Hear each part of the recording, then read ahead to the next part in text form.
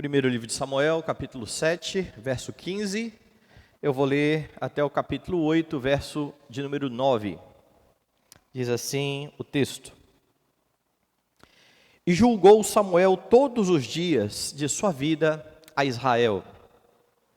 De ano em ano, fazia uma volta, passando por Betel, Gilgal e Mispa, e julgava Israel em todos esses lugares. Porém voltava a Ramá, porque sua casa estava ali, onde julgava Israel, e onde edificou um altar ao Senhor. Tendo Samuel envelhecido, constituiu seus filhos por juízes sobre Israel. O primogênito chamava-se Joel, e o segundo Abias, e foram juízes de Berseba. Porém seus filhos não andaram pelos caminhos dele. Antes, se inclinaram à avareza e aceitaram subornos e perverteram o direito. Então os anciãos, todos de Israel, se congregaram e vieram a Samuel a Ramá e lhe disseram: Vê, já estás velho e teus filhos não andam pelos teus caminhos. Constitui-nos, pois, agora um rei sobre nós, para que nos governe como tem todas as nações. Porém esta palavra não agradou a Samuel quando disseram: Dá-nos um rei para que nos governe. Então Samuel orou ao Senhor.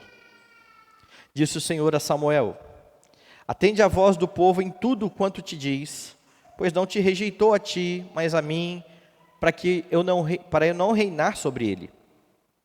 Segundo todas as obras que fez desde o dia em que tirei do Egito até hoje, pois a mim me deixou e a outros deuses serviu, assim também o faz a ti.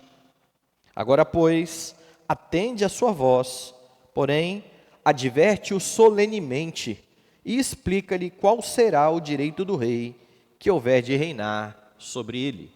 Vamos orar. Amado Senhor e Salvador, queremos exaltar nesta manhã do dia do Senhor o teu nome. Queremos agradecer porque o Senhor nos traz aqui, ó Deus Santo, em atendimento à tua santa convocação. Que privilégio, Senhor, temos de nos reunir em tua presença, de poder exaltar, ó Deus, a tua majestade. Sabemos, ó Deus, que isto não é mérito nosso, mas é por meio de Jesus que nos achegamos a ti e somos aceitos. Ó Deus, nesse momento queremos rogar ao Senhor, que o Senhor, por meio do teu Espírito, abra o nosso coração, o nosso entendimento, que o Senhor nos faça compreender a tua palavra, Pai, para a tua glória e louvor, em nome de Jesus. Amém. Meus irmãos, vocês já repararam que há muitas pessoas que acham que a igreja deveria funcionar segundo o que eles acham que é correto, em vez de olhar para aquilo que a Escritura diz. Nesses meus 20 anos aí de pastorado, 21, eu pude notar algumas coisas dentro da igreja, da nossa igreja presbiteriana. Desde presbíteros que querem administrar a igreja como empresas, então eles têm as suas empresas ou trabalham em algumas empresas, e eles veem que o que funciona lá pode ser aplicado aqui dentro da igreja, e tentam gerenciar a igreja desta forma, até os membros que quando vão votar nos presbíteros, fazem isso de forma equivocada, porque eles começam a olhar para os presbíteros da igreja como seus representantes diretos. E então, eu já vi gente dizendo assim: vamos votar em um presbítero mais novo, para ele representar os jovens, porque o presbítero mais velho, ele está preocupado com as pessoas mais velhas da igreja. E isso é uma loucura, porque é como se a igreja funcionasse semelhante aí às nossas assembleias legislativas, e que aqueles que são eleitos para defender certas pautas. Mas tudo isso tem acontecido ao longo dos anos em nossas igrejas. A igreja do Novo Testamento, sabemos, é uma continuação da igreja do Antigo Testamento, mas ela difere da igreja da Antiga Aliança em muitas questões, principalmente porque a igreja do Antigo Testamento era também uma nação constituída, estabelecida pelo Senhor. Era também uma nação, um povo teocrático. O povo de Deus, então, no Antigo Testamento, tinha o rei que governava politicamente a nação, tinha os seus sacerdotes que serviam de mediadores entre o povo e Deus na adoração, e tinham os seus profetas que eram levantados por Deus sempre que a nação começava a se desviar dos caminhos do Senhor. Deus levantava um profeta e a função do profeta era chamar a nação ao arrependimento, para que a nação voltasse aos termos do pacto. Todos estes eram ofícios que eram ungidos pelo Senhor no Antigo Testamento. É claro, e você sabe, que estes não foram os únicos líderes estabelecidos pelo Senhor no Antigo Testamento. Samuel, por exemplo, que era um sacerdote, funcionou também como juiz do povo. Na verdade, como o último dos juízes.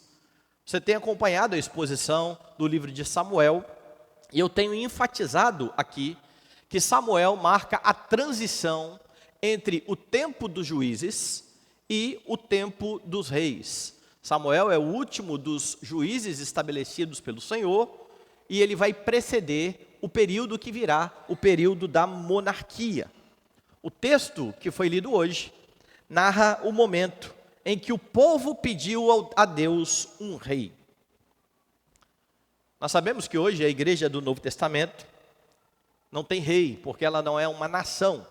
A igreja ela é regida por presbíteros, algo que foi estabelecido por Deus dentro da revelação progressiva. No Novo Testamento, o modus operandi da igreja foi esse. Paulo ia de igreja em igreja e mandava aqueles seus auxiliares em algumas igrejas, a fim de estabelecer presbíteros que iriam governar o povo de Deus. Mas você pode olhar para essa narrativa, observadas as devidas descontinuidades que há do Antigo para o Novo Testamento, e aprender aqui sobre como é que Deus lidera o seu povo. Os princípios que aqui estão, valeram no Antigo Testamento, valem para a igreja do Novo Testamento. Como é que Deus lidera o seu povo? A primeira verdade que você tem neste texto é que Deus mesmo dá líderes ao seu povo, concede líderes ao seu povo. Lembre aí que Samuel é o sacerdote, é o profeta que ouviu a voz de Deus. Você viu isso no começo do livro. Ele ouviu a voz de Deus num tempo em que o povo estava corrompido, e isso era notado inclusive no sacerdócio. Os filhos de Eli se apropriavam muitas vezes das ofertas, eles profanavam o culto ao Senhor, e nesse contexto terrível que espelhava exatamente o que estava acontecendo no meio do povo, é que Deus levanta Samuel, que vai servir como sacerdote, como profeta e também como juiz daquela nação. A prova de que Deus era com Samuel, você tem lá no capítulo 3, volte aí algumas páginas da sua Bíblia, e veja o verso de número 19. Crescia Samuel, e o Senhor era com ele, e nenhuma de todas as suas palavras deixou cair em terra. Todo Israel, desde Dan até Berseba, conheceu que Samuel estava confirmado como profeta do Senhor. Continuou o Senhor a aparecer em Siló, enquanto, por sua palavra, o Senhor se manifestava ali a Samuel. E aqui você tem um contraste exatamente entre Samuel e Eli, entre o ofício mal desempenhado por Eli e como Deus estava abençoando este a quem ele havia chamado. E no texto desta manhã, esta verdade é reafirmada, de que Samuel de fato foi um bom líder. Após o episódio em que ele em sua função sacerdotal, intercedeu pelo povo, o texto relata como foi a sua liderança sobre o povo. Dê uma olhada aí agora nos versos 15 ao verso 17 do capítulo 8. Diz assim,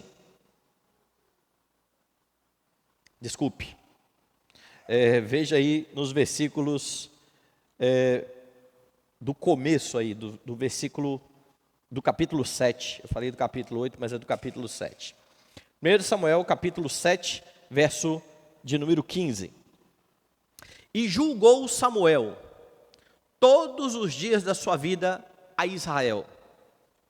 De ano em ano fazia uma volta, passando por Betel, Gilgal e Mispa, julgava Israel em todos estes lugares. Porém, voltava a Ramá, porque sua casa estava ali, onde julgava a Israel e onde edificou um altar ao Senhor. Então, o que você tem aqui é exatamente a reafirmação de como Deus estava usando este homem que havia sido levantado por ele mesmo. E o relato mostra o quão fiel foi este homem como líder. E isso é visto no contraste que será agora também estabelecido entre Samuel e os seus filhos. Dê uma olhada aí naquilo que os anciãos irão falar a partir do verso 8, do capítulo 8, verso 4. Então, os anciãos todos de Israel se congregaram, vieram a Samuel a Ramá e lhe disseram: vê, já estás velho e teus filhos não andam pelos teus caminhos. Percebe o contraste? A nação olha para Samuel e diz: Samuel, que bom líder você foi, estamos olhando para os seus filhos, eles têm nada a ver com você.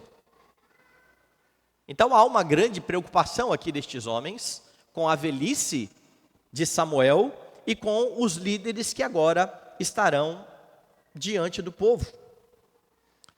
Deus levanta líderes fiéis à sua igreja. Você é grato ao Senhor pela liderança fiel que Ele estabeleceu em nossa igreja? Na nossa igreja local. Apesar de falhos, os presbíteros, tanto os regentes quanto o docente, bem como os diáconos da igreja, são homens fiéis a Deus, a despeito de todas as dificuldades e de todos os pecados que nós temos. E isso é algo importante a se agradecer. A igreja precisa louvar a Deus quando este concede bons líderes para o seu povo. Líderes que estão preocupados com a vida de santidade da igreja. Principalmente quando nós olhamos para o nosso país, onde tantas igrejas padecem de fato com uma liderança terrível, uma liderança ruim. Mesmo num contexto em que você percebe isso, você pode louvar ao Senhor pelos presbíteros fiéis que Ele estabeleceu em sua igreja. É claro que no Novo Testamento, a forma como Deus estabelece líderes não é semelhante à do Antigo Testamento. No Antigo Testamento, Deus chamou diretamente a Samuel e levantou diretamente a Samuel como um líder. No Novo Testamento, a igreja é chamada pelo Senhor a votar nos seus líderes. E ela não faz isso pensando que esse líder ele vai ser melhor para os jovens, ele vai ser melhor para os mais idosos. A igreja vota na sua liderança olhando para as qualificações que o Senhor mesmo colocou na Escritura. Se você olhar para o livro de Timóteo e de Tito, você vai perceber que as qualificações são bastante sérias ali. E quando você vota em um líder no Novo Testamento, confirmando que Deus quer aquele líder naquela igreja, você precisa fazer isso consciente de que você vota em alguém que possui as qualidades que ali estão estabelecidas. Mas apesar da maneira diferente, no fim das contas é o Senhor quem estabelece líderes para a igreja. Agora percebam algo importante, volte lá no livro de Samuel. Já lá no Antigo Testamento, os homens começam a tentar a fazer as coisas do seu próprio jeito. E aqui então, a despeito da piedade de Samuel, a despeito de Samuel ter sido de fato um bom líder, de ter sido reconhecido assim pela nação, ele agora comete um erro. Ele nomeia os seus filhos como juízes. Por que eu estou dizendo que este é um erro? Porque você sabe que os sacerdotes, eles eram todos de uma mesma tribo e de uma mesma família. O ofício sacerdotal passava de fato de pai para filho. Os juízes, eles eram levantados pelo Senhor em tempos de crise. É só você olhar o livro dos Juízes. O povo está sendo regido pela lei do Senhor, o povo se afasta dos caminhos do Senhor, Deus pune o povo, este povo clama a Deus, Deus levanta um juiz piedoso. Daqui a pouco o ciclo começa, mais uma vez. Então, à medida em que o povo vai se arrependendo, vai pecando, em toda essa dinâmica, Deus levanta os seus juízes a fim de conduzir o seu povo. Então, todos os juízes foram levantados pelo próprio Senhor. E agora Samuel, que também foi um juiz levantado pelo Senhor, está prestes a morrer. Ele sabe que o fim da vida chegará e ele então trata de nomear os seus filhos como juízes. Além desse problema, havia o próprio fato de os filhos de Samuel serem terríveis. Dê uma olhada aí nos versículos 1 a 3. Tendo Samuel envelhecido, constituiu os seus filhos por juízes sobre Israel. O primogênito chamava-se Joel, o segundo Abias, e foram juízes em Berseba. Porém, seus filhos não andaram pelos caminhos dele. Antes, se inclinaram à avareza e aceitaram subornos e perverteram o direito. Os filhos de Samuel se assemelham aos filhos de Eli. Os filhos de Eli profanaram o culto, roubavam das ofertas, tiravam da porção que era para ser queimada ao Senhor, para eles mesmos consumirem. Os filhos de Samuel não eram sacerdotes, eles eram juízes, mas eles pervertiam o direito, eles aceitavam suborno. Eli via os erros dos seus filhos e não os tirava do sacerdócio. Samuel coloca os filhos para ser juízes e estes homens estão pervertendo o direito. Está todo mundo vendo a semelhança do que todo mundo via dos filhos de Eli. É por isso que os anciãos se aproximam de Samuel e vão dizer: nós estamos preocupados porque você é um líder bom, você está envelhecendo, mas os seus filhos são terríveis. Samuel quis estabelecer os juízes. E quando você começa a fazer as coisas do seu jeito, em vez de esperar que o Senhor faça da forma como Ele estabeleceu, você está pecando contra o Senhor. Quando Samuel fez isso, em vez de esperar o Senhor levantar juízes, ele coloca à frente do povo homens cobiçosos, seus filhos. Ele acaba levando o povo a um caminho complicado, porque estes homens, por amor ao dinheiro, começam a perverter os julgamentos. Você acha que o problema começou hoje? Com o dinheiro na igreja? Dentro do povo de Deus? Hoje o problema continua a acontecer. E começa a acontecer não só em relação ao dinheiro, mas em várias outras instâncias. Quando em vez de atentar às qualificações bíblicas, escolhem-se presbíteros de qualquer maneira. Por exemplo, presbíteros que foram eleitos só para a igreja não voltar a ser congregação. Sabe o que quer dizer isso? Uma igreja constituída, organizada na IPB, ela precisa de no mínimo 2 presbíteros. se ela não tiver homens qualificados para ser presbíteros da igreja, ela vai voltar ao status de congregação. Ela deixa de ser uma igreja, vai voltar a ser congregação e deve estar debaixo da autoridade do conselho de alguma igreja. No mínimo 2 presbíteros. Pois em vários lugares, homens não se dispõem ou não têm qualificação para ser presbítero. E então, a liderança fala assim, você tem que ser presbítero. Porque senão a gente vai voltar a ser congregação. Então coloca qualquer um lá. Eu sei de um caso de um presbítero que foi eleito exatamente assim. O problema é que ele não tem qualificação alguma para o presbiterato. É um bom diácono, mas não conhece doutrina, não concorda com algumas doutrinas. Nesse caso não serviria nem para ser diácono, porque não poderia subscrever a confissão de fé. Mas com medo de voltar ao status de congregação, colocaram um homem como esse na liderança da igreja, e isso se multiplica Brasil afora. Essa é uma razão errada. Se Deus não levantou homens na igreja preparados, homens que têm qualificações, nós não vamos empurrar pessoas que não têm qualificação. Porque isso é falta de confiança no que o Senhor está fazendo ao longo do tempo. Nós não forçamos pessoas a assumir cargos. Eu já vi presbíteros que foram promovidos. Já foi diácono tanto tempo, já tem 30 anos que esse irmão diácono está na hora de ser presbítero. Talvez não. Ele tem chamado para ser presbítero? Porque às vezes as igrejas tiram excelentes diáconos da junta e transformam em péssimos presbíteros.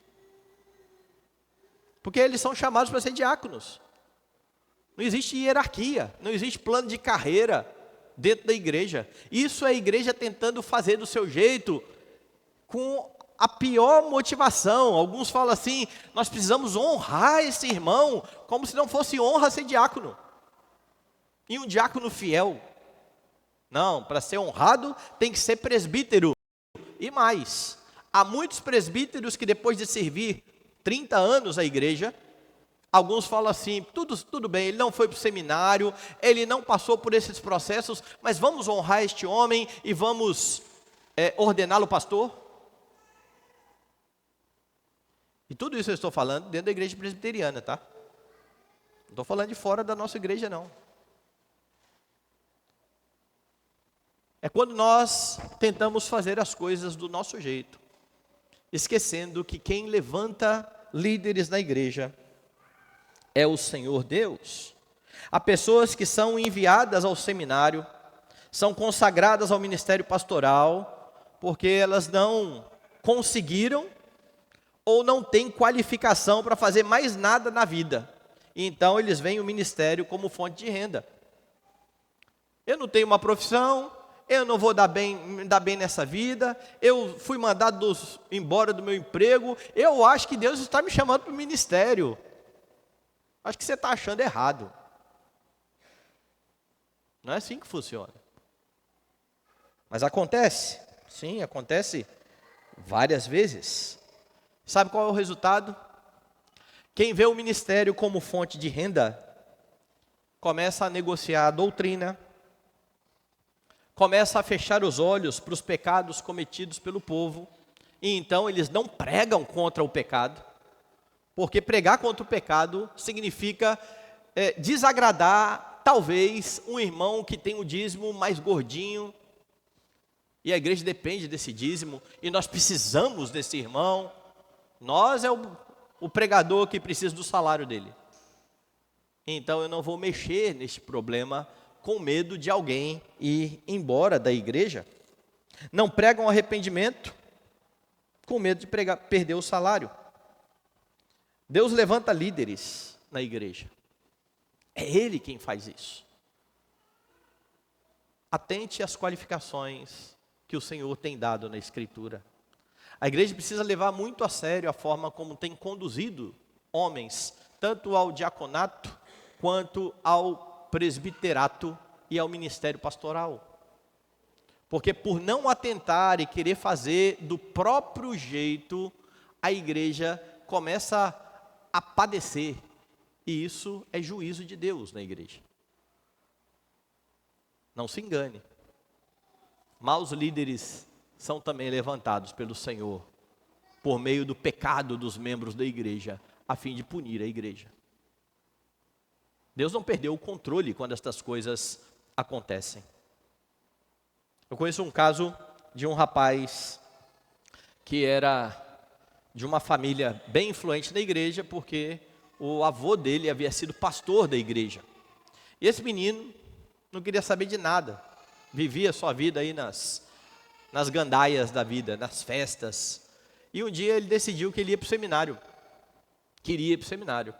E ele conversou comigo e falou assim: pastor, eu queria ir para o seminário. Eu falei assim: e você tem esse chamado desde quando? Quem já disse para você que você deveria ser um pastor? Falou: meu pai. O pai dele era afastado da igreja, não ia à igreja. Falei: mas quem além do seu pai? Falou: ninguém. E o conselho da igreja, com medo de desagradar e de criar uma briga com a família, aprovou esse menino para ir para o presbitério. E pela providência de Deus, o presbitério barrou a candidatura do menino, porque senão teríamos um pastor que nem crente é. Estou falando que nem crente é porque ele não está na igreja atualmente. Talvez estivesse no pastorado, se servindo das ofertas. Mas se ele não é crente hoje, não sendo pastor, quem disse que ele seria membro da igreja sem ser pastor? Meus irmãos, Deus é quem levanta os líderes da sua igreja. Mas há mais no texto. Deus é aquele que decide como será o governo da igreja. Atente para algumas coisas. Samuel era um bom líder, mas ele estava envelhecendo. Bons líderes envelhecem e morrem. E graças a Deus, a igreja não depende deles.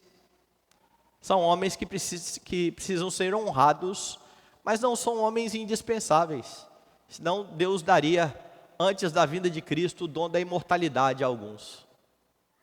E Ele simplesmente não deu. Como pecadores que são, bons líderes também morrem. E às vezes as igrejas começam a ficar preocupadas, à semelhança do que aconteceu com Israel quando morreu Uzias. E eu gosto muito daquele texto do chamado de Isaías, porque ele destaca exatamente isso. O rei, um dos melhores de Israel, morreu. O que será do povo? Então Isaías diz que no ano da morte do rei Uzias, eu vi o Senhor assentado no alto e sublime trono. Sabe qual é a mensagem? Uzias morreu, o rei está no trono. Não se preocupe. Deus levanta líderes. O povo está preocupado. O que será de nós sem Samuel? Pior, o que será de nós sem Samuel e com os filhos de Samuel como juízes? Homens que pervertem o direito. E quando eles veem quão terrível é o prognóstico diante deles, eles não só se preocupam com a questão de quem será o líder da nação, como pedem para mudar o próprio meio de governar a nação. Porque até então Deus está levantando juízes. O povo tem as leis do Senhor. Estas leis pautavam a conduta do povo, tanto religiosa quanto civil, nós sabemos. Quando o povo se corrompia, Deus punia o povo, eles clamavam a Deus, Deus levantava juízes, eles eram levados ao arrependimento. Era assim que vinha sendo conduzidas as coisas. Quando eles começam a ver os filhos de Israel em sua impiedade, o coração começa a temer. Eles tinham sido escravizados lá atrás, eles tinham padecido nas mãos dos filisteus. Debaixo da liderança de Samuel, o povo saiu desse jugo. Agora, líderes como esses, nós vamos voltar para o jugo. Essa é a preocupação, essa é a grande preocupação do povo. Esse povo podia ter feito algo importante, que nós já vimos aqui no livro de Samuel. Eles poderiam ter lembrado de tudo o que Deus já havia feito. Veja aí no capítulo 7, no verso 12. Tomou então Samuel uma pedra e a pôs entre Mispa e Sem, e lhe chamou Ebenezer e disse: até aqui nos ajudou o Senhor. Isso tinha acontecido anos antes, quando Deus, depois da contrição e do arrependimento do povo, colocou os filisteus em terror e venceu por eles a batalha. Mas em vez de confiar que o Senhor iria levantar juízes justos, eles então vão lá e fazem um pedido. Veja aí no verso 4. Então os anciãos todos de Israel se congregaram e vieram a Samuel a Ramá e lhe disseram: vê, já estás velho e teus filhos não andam pelos teus caminhos. Constitui-nos, pois, agora um rei sobre nós, para que nos governe como o tem todas as nações. Veja o pedido. Há uma preocupação, há um medo, há uma atitude errada. Eles vão lá e dizem: nós queremos um rei para ir adiante de nós como todas as nações. E eu vou voltar a dizer o que eu já disse, acho que na semana passada. O problema não estava necessariamente em pedir um rei. Tem muita gente que acha que o problema é esse. Quem acha que o problema é esse, precisa atentar para aquilo que a Escritura fala. Por exemplo, quando Israel nem sequer era uma nação, Jacó proferiu bênçãos e maldições sobre os seus filhos, e na bênção sobre Judá, o que ele disse lá em Gênesis 49 foi o seguinte: o cetro não se apartará de Judá. Na sua Bíblia está: até que venha Siló. Uma melhor tradução seria: até que venha aquele a quem pertence o cetro. Essa é a profecia sobre o rei dada a Judá. Deus já estava dizendo de antemão: haverá um rei, e esse rei virá de Judá. Dentro da revelação progressiva de Deus, olhe para Deuteronômio. E agora eu peço que você abra a sua Bíblia. Deuteronômio 17. E aqui em Deuteronômio 17, a partir do verso 14, você tem a lei de Deus demonstrando como deveria ser o rei quando ele fosse levantado. Diz assim: quando entrares na terra que te dá o Senhor teu Deus, e a possuíres e nela habitares, e disseres: estabeleceis sobre mim um rei, como todas as nações que se acham em redor de mim, estabelecerás com efeito sobre ti como rei aquele que o Senhor teu Deus escolher, homem estranho, que não seja dentre os teus irmãos, não estabelecerás sobre ti, e sim um dentre eles. Porém, este não multiplicará para si cavalos, nem fará voltar o povo ao Egito para multiplicar cavalos, pois o Senhor vos disse: nunca mais voltareis por este caminho.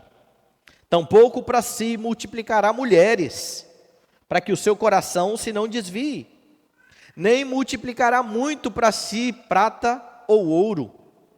Também, quando se assentar no trono do seu reino, escreverá para si um traslado dessa lei num livro, do que está diante dos levitas sacerdotes, e o terá consigo, e nele lerá todos os dias da sua vida, para que aprenda a temer o Senhor seu Deus, a fim de guardar todas as palavras desta lei e estes estatutos para os cumprir. Isto fará para que o seu coração não se eleve sobre os seus irmãos, e não se aparte do mandamento nem para a direita, nem para a esquerda, de sorte que prolongue os dias do seu reino, ele e seus filhos no meio de Israel. Repare algumas coisas aqui. O rei deveria ser alguém piedoso, escolhido pelo Senhor, E eu quero chamar a atenção para duas questões aqui que estão diretamente ligadas ao nosso texto de hoje. Primeira coisa, versículo 20. Tudo isso ele vai fazer para o coração dele não se elevar sobre os seus irmãos. Apesar de ser um rei, ele não seria visto como alguém superior aos seus irmãos. Esse rei é servo. Esse rei é levantado para servir. E por que ele não é superior aos seus irmãos? Porque acima dele e dos irmãos há um rei governando Israel. Deus está governando o seu povo. Do mesmo jeito que ele governou no tempo dos juízes, ele governaria no tempo dos reis. E é por isso que o rei deveria ser assim. E mais, esse rei deveria confiar plenamente no Senhor. Veja o verso 16. Porém, este não multiplicará para si cavalos. E você fala assim, entendi, o rei não podia ter lá uma criação de manga larga. Não, não é isso que está dizendo o texto. A ideia de cavalos aqui tem a ver com poderio militar. O rei não poderia aumentar o seu poderio militar? Que negócio é esse? Se você quiser entender isso, veja um salmo que foi escrito por um rei. Salmo de número 20. Esse salmo foi escrito por Davi. E aqui no Salmo 20, versos 7 e 8, ele diz assim: uns confiam em carros, outros em cavalos. Nós, porém, nos gloriaremos em o nome do Senhor nosso Deus. Eles se encurvam e caem, nós, porém, nos levantamos e nos mantemos de pé. Ó Senhor, dá vitória ao rei, responde-nos quando clamamos. Sabe por que o rei de Israel seria vitorioso? Porque à frente de Israel vai o Senhor dos exércitos. À frente de Israel vai o homem de guerra. Foi isso que nós cantamos hoje. O Senhor poderoso na guerra. Diferente do Deus pacifista que o pessoal fica pregando por aí. Mas percebe então algo. Deus diz, o rei vai ser assim. O rei servirá o povo, o rei não confiará no seu exército, porque ele sabe que acima do povo e acima do rei há o Senhor dos exércitos. Qual é o problema então lá em Samuel? Dê uma olhada, volte lá em Samuel. O motivo pelo qual esse povo quer um rei, e eu vou ler de novo. Versículo 5. Veja, estás velho, teus filhos não andam pelos teus caminhos, constitui-nos, pois, agora um rei sobre nós, para que nos governe como o tem todas as nações. Primeiro, o povo não confiou que Deus levantaria um líder bom para o povo. E então eles querem imitar outras nações. Sabe qual é o problema? Em outras nações, o rei é de fato soberano. O rei manda no povo. Diferente do que seria o rei de Israel. O rei de Israel não seria como o rei de outras nações. Mas eles estão dizendo, nós queremos um rei como todas as nações. Em outras nações, o rei é o soberano. Em Israel, o rei é o servo. O rei governa em favor, em prol do povo. O povo não está levando em conta o fato de que eles foram constituídos para ser uma nação diferente, para ser uma nação distinta das outras nações, cujos líderes conduziriam conforme a lei de Deus. E então, quando eles pediram isso, Samuel ouviu, não se agradou, orou ao Senhor, e houve então a resposta do Senhor a partir do verso 6. Porém, esta palavra não agradou a Samuel, quando disseram, dá-nos um rei para que nos governe. Então Samuel orou ao Senhor, disse o Senhor a Samuel, atende a voz do povo em tudo quanto te diz, pois não te rejeitou a ti, mas a mim, para eu não reinar sobre ele. Está vendo o ponto aqui? A rejeição não é a você, Samuel. a rejeição é a mim. Samuel, eles estão vendo. Deus, eles não veem. Eles creem. E eles estão colocando a sua esperança em alguém que eles veem. Em alguém que está ali à frente deles. E Samuel está dizendo, então, eles não estão rejeitando a você, eles estão rejeitando a mim. E então Deus vai dizer mais. Segundo todas as obras que fez desde o dia em que o tirei do Egito até hoje, pois a mim me deixou e a outros deuses serviu, assim também o faz a ti. Deus está lembrando tudo o que esse povo fez na história, desde a libertação lá no Egito. E no verso 9 então diz, agora pois, atende a sua voz, porém adverte-o solenemente, e explica-lhe qual será o direito do rei que houver de reinar sobre ele. Atente à expressão que está aqui. Faz o que o povo está pedindo, mas adverte a este povo solenemente. Deus está dizendo, vem bomba por aí. Vocês querem esse caminho mesmo? Na semana que vem a gente vai ver que o povo quer esse caminho mesmo. Mas por hoje, perceba que Deus até então estava levantando juízes. Deus ainda não disse que levantará o seu rei. E o povo, por medo, por não ver Deus, por querer um rei à frente deles, como todas as outras nações, pede para mudar a forma de governo. Sendo que Deus é aquele que estabelece a forma como o seu povo será governado. Deus continua governando o seu povo. Deus faz isso por meio dos seus presbíteros no Novo Testamento. Entretanto, o que você vê, por exemplo, em Atos dos Apóstolos, é que o governo da igreja não está nas mãos de um homem, como é o governo episcopal. O governo da igreja não está nas mãos da congregação, como é o governo congregacional. O governo da igreja está na mão dos presbíteros. Foi assim que Deus estabeleceu no Novo Testamento. Ele deu presbíteros docentes e regentes, que governam a igreja, e eles fazem isso não conforme aquilo que eles querem fazer. Eles fazem isso conforme o que diz a Escritura, e é por isso que os presbíteros precisam conhecer a doutrina, precisam ser aptos a ensinar. A forma como o presbítero governará é semelhante à forma como o rei deveria governar. O rei de Israel não era um soberano. Ele deveria ter diante de si a lei do Senhor e deveria servir os seus irmãos. Os presbíteros, da mesma forma, eles não são reis, eles são pastores da igreja. Eles têm de ter diante de si a lei do Senhor e eles devem servir aos seus irmãos. E é exatamente por isso que há uma grande exortação de Pedro. Abra sua Bíblia na primeira carta do apóstolo Pedro e vá lá no capítulo 5. Eu disse já aqui que não há hierarquia na igreja, certo? Como alguns querem fazer parecer. Você já foi diácono há muito tempo, agora está na hora de você ser presbítero, quem sabe um dia você vai ser pastor.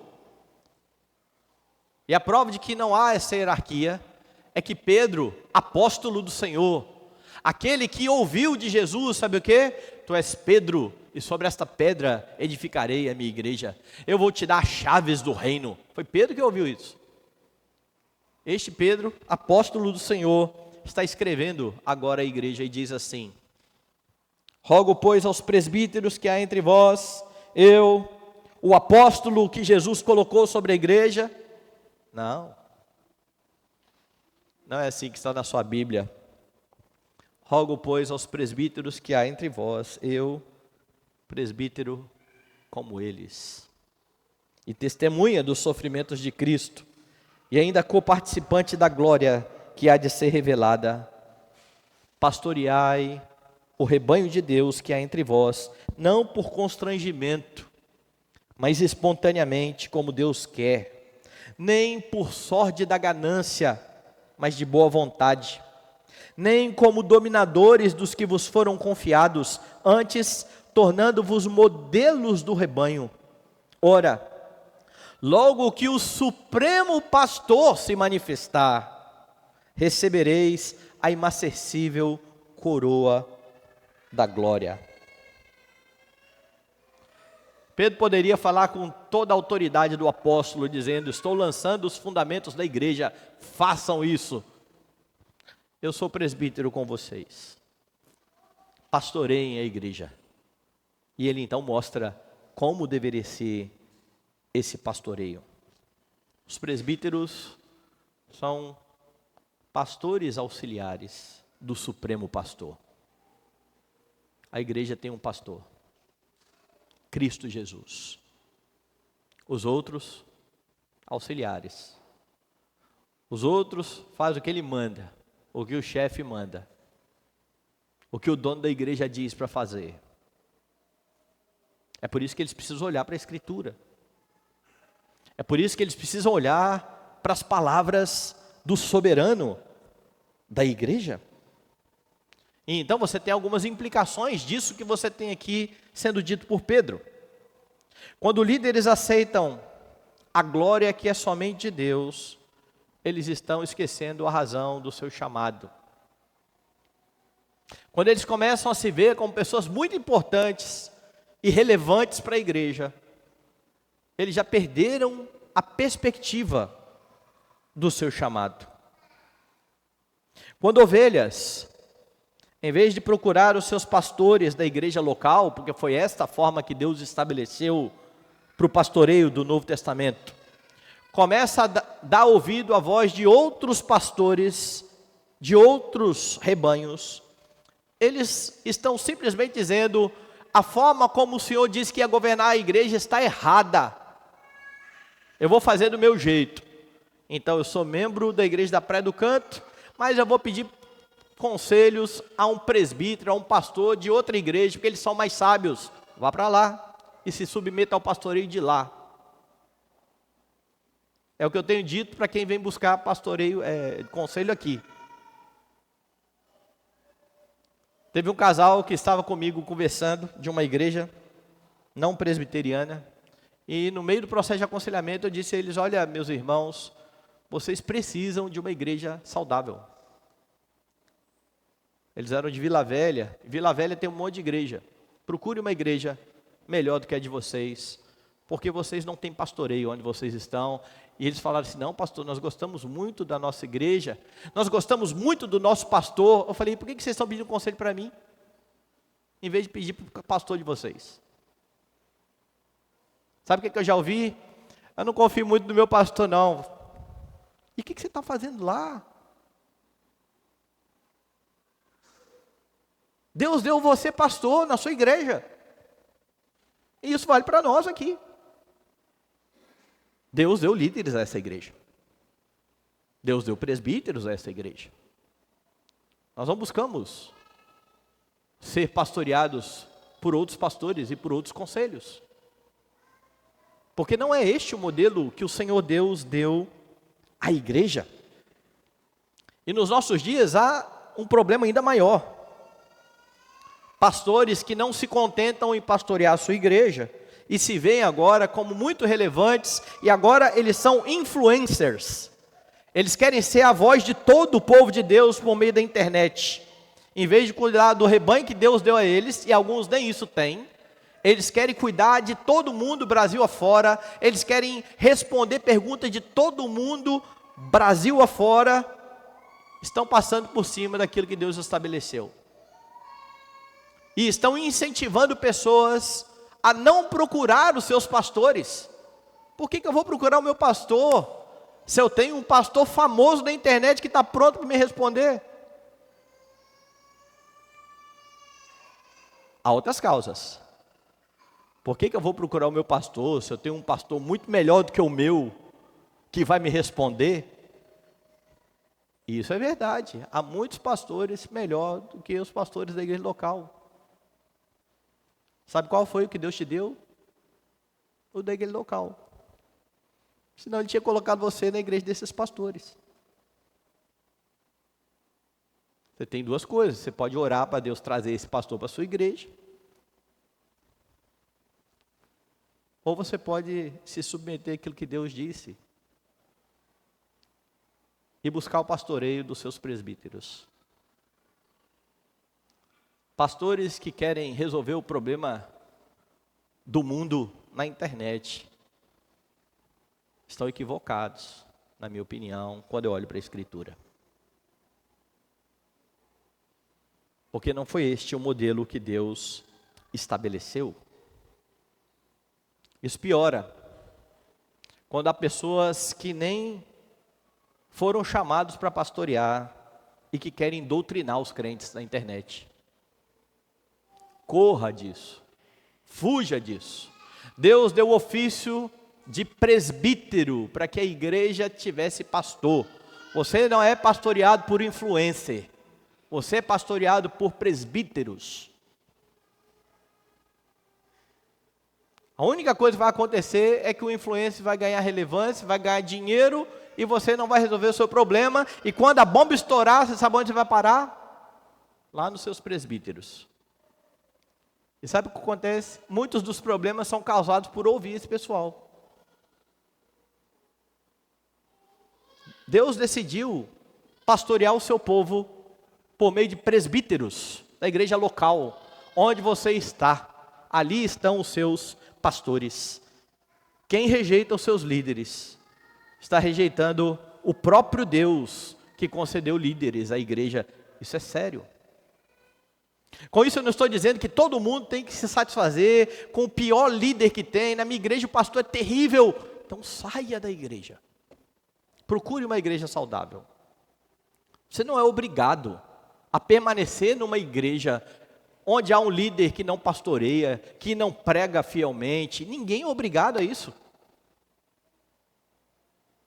Mas se você está numa igreja, submeta-se à sua liderança, porque esse é o modelo que a Escritura deu. Como é que Deus governa ou lidera o seu povo? Ele mesmo dá líderes ao povo. Por meio da igreja, Deus confirma na eleição os líderes que Ele quer colocar sobre aquele povo. Homens que precisam ser submissos ao Supremo Pastor, Cristo Jesus, e obedecer os seus comandos. Deus decide como será o governo da igreja. Sempre que você questiona ou rejeita deliberadamente a forma como Deus estabeleceu para governar a igreja, em última instância você está rejeitando a Cristo Jesus. Ele é o pastor da igreja. Você não está rejeitando os líderes, você está rejeitando o pastor principal, que estabeleceu os seus subpastores. Jesus é o supremo rei da igreja. Não só isso. Todas as demais lideranças do Antigo Testamento apontavam para ele. Logo ele é também o rei, o sacerdote e o profeta perfeitos. Quando a palavra é pregada fielmente por pastores, Jesus Cristo, profeta da igreja, fala ao seu povo. Rejeitar a palavra é rejeitar o governo de Cristo. Quando você peca, você não depende de homens, mas de Jesus, o sumo sacerdote que perdoa pecados. Entretanto, Deus também usa os presbíteros da igreja para aplicar disciplina aos impenitentes, a fim de que pecadores sejam levados ao arrependimento. Rejeitar a disciplina da igreja é rejeitar a Cristo Jesus. Deus governa o seu povo por meio de presbíteros. Submeta-se àquilo que Deus estabeleceu, lembrando que acima dos presbíteros que são chamados a pastorear o povo, está Cristo Jesus, o supremo pastor do povo de Deus.